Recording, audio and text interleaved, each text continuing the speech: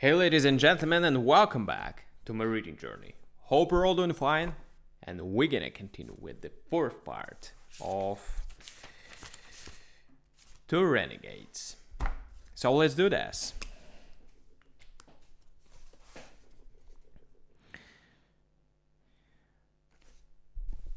Rabbit and dog.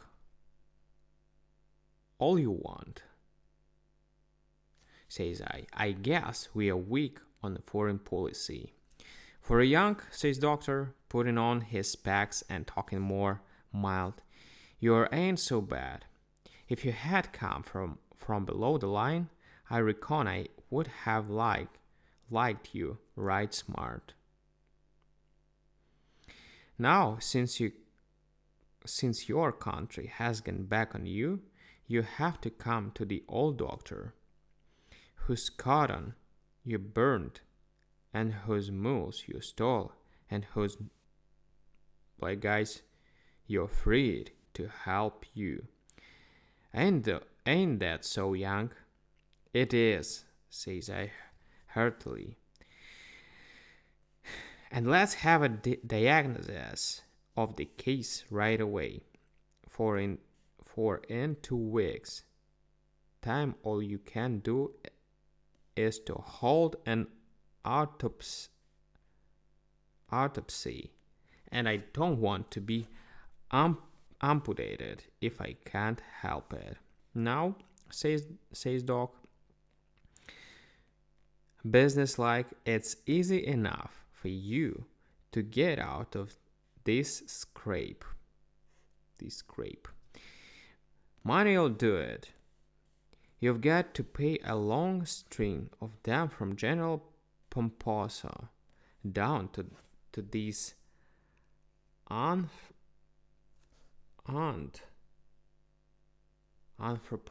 ape guarding your door. About 10,000 will do the trick. Have you got the money? Me, says I. I've got $1 Chile, 2 real pieces, and a medio. Then if you have any last words, utter them, says the old rap. The roster of your financial budget sounds quite much to me like the noise of a requiem. Change the treatment, says I. I admit that I'm short. Call a consultation, or use radium, or smuggle me in some sauce or something. Young, says Doc Milliken, I've a good notion to help you. There is only one government in the world that can get you out of this difficulty, and that's the Confederate States of America, the grandest nation that ever existed. Just as you said to me, I says to Doc, why the Confederacy ain't a nation. It's been absolved 40 years ago. That's a campaign lie, says Doc. She's running along as solid as a Roman Empire. She's the only hope you've got. Now you, being a young, have got to go through with some preliminary obsequies before you can get official aid. You've got to take the oath of allegiance to the Confederate government. Then I'll guarantee she does all she can for you. What do you say, young? It's your last chance. If you're fooling with me, Doc, I answers, you're not better than the United States. But as you say, it's the last chance. Hurry up and swear me. I always did like corn whiskey and possum anyhow. I believe I'm half Southerner by nature. I'm willing to try Ku Klux in place of the holly. get brisk. Doc Milliken thinks a while, and then he offers me these of Alleghans to take without any kind of a chaser. I, Bernard O'Keefe, young, being a sound body but a Republican mind, hereby swear to transfer my fealty, respect, and allegiance to the Confederate States of America, and the government thereof in consideration of said government, for its official acts and powers, obtaining my freedom and release from confinement and sentence of death brought about the exuberance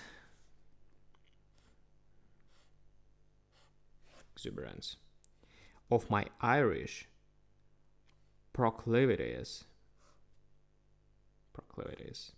and my general prisoness as a young. I repeat these words after Doc, but they seem to me a kind of hocus pocus, and I don't believe any life insurance company in the country would have issued me a policy of the strength of them. Doc went away, saying he would communicate with his government immediately. Say, you can imagine how I felt. Me to be shot in 2 weeks, and my only hope for help being in a government that's been dead so long that isn't ever remembered except on Decoration Day, and the Joy Wheeler signs the voucher for his paycheck. But it was all there was inside. And somehow I thought Doc Milliken had something up his old alpaca sleeve that wasn't all foolishness. Around to the jail comes old Doc again in about a week. I was flabbergasted, a mite sarcastic, and fundamentally hungry.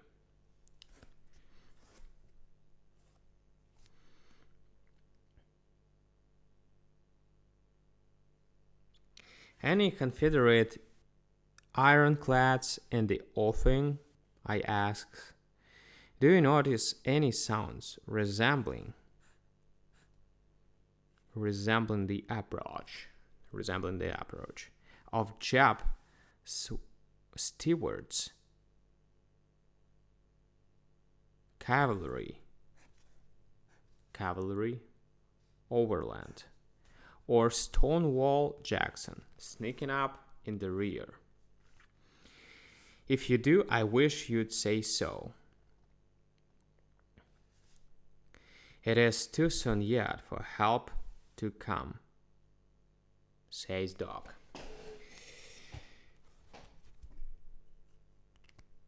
Alright guys, we're gonna continue tomorrow with the conclusion part of this great story, and we'll figure out what's gonna happen to this poor young Bernard O'Keefe. So thank you for joining me today on this session, and see you tomorrow on the last part. Thank you. Bye.